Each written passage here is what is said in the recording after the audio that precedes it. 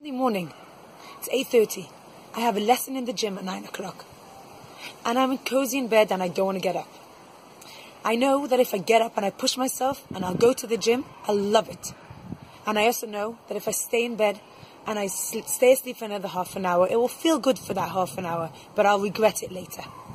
This week's Torah portion, what an incredible story for us to learn from.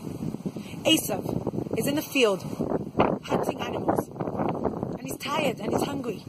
And he comes home and he sees Yaakov making a soup. And he says to him, "Give me some of your soup." And Yaakov says to him, "Fine, but you sell me your birthright." And Esav says, "Fine, you can have it. And anyway, what's the point? I'm going to die one day anyway. What's the point of the birthright?"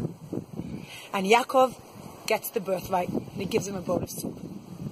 There are two voices here that we hear that Esav says. And I want to speak about those two voices. The first voice is sacrificing something that is so much better for something that's immediate and a physical, enjoyable pleasure that won't last for long. I want to speak Lashon Hara about a friend. It's the best piece of gossip that I can share. And I know that I'm going to get a reaction from everyone around. I know that it's the pleasure of this moment. And I know that it's the wrong thing to do.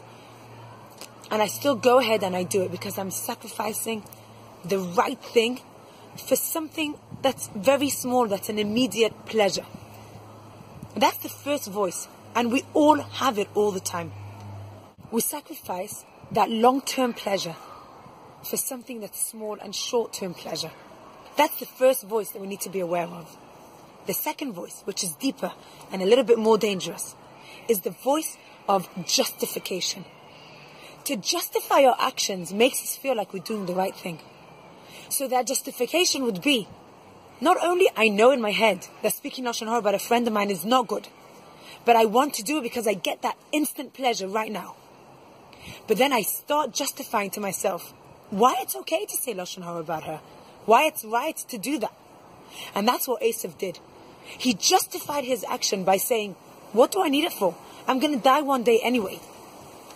And therefore he sold his birthright, which was a big, valuable, amazing thing to have for a bowl of soup. These are actions that we do all the time, and we need to be aware of those voices in our head.